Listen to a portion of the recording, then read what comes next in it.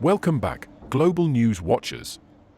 Today, we're diving into a major development straight out of Russia's Kursk region, where President Vladimir Putin made a high-stakes visit on May 20th, his first since Russian forces reclaimed the area from Ukrainian troops just last month. This trip is more than a photo op, it's a bold statement in a region that's been a flashpoint in the Russia-Ukraine conflict. Let's break it down and explore what this means for the region, the war, and the world. The Kursk region, nestled along Russia's western border, has been a battleground of intense significance. Back on August 6, 2024, Ukraine launched its most audacious attack since Russia's 2022 invasion, smashing through the border with swarms of drones and heavy Western weaponry. At its peak, Ukrainian forces claimed nearly 1,400 square kilometers of Kursk, marking the biggest incursion into Russian territory since World War II.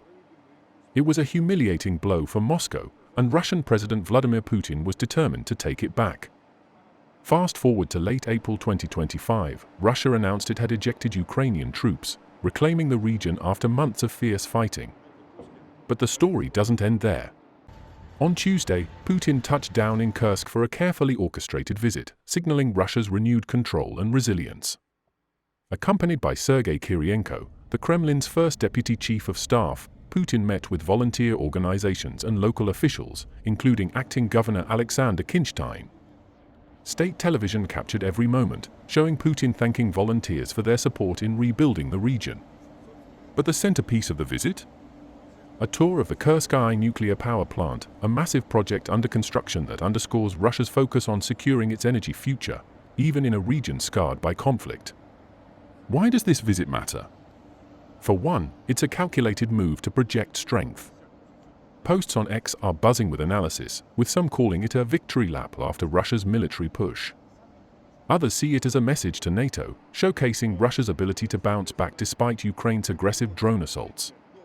The Kursk incursion wasn't just a military embarrassment for Putin, it was a strategic wake-up call. Ukraine's bold move last summer aimed to divert Russian forces from eastern Ukraine's front lines and weaken Moscow's grip. Now, with Russian forces, bolstered by North Korean troops, reclaiming ground, Putin's visit is a chance to rally domestic support and show the world he's back in control.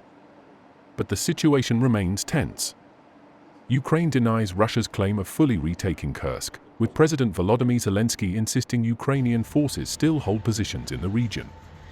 Just weeks ago, on April 28, 2025, Ukraine's general staff called out Putin's claims as false, saying their troops continue to operate in Kursk and neighboring Belgorod.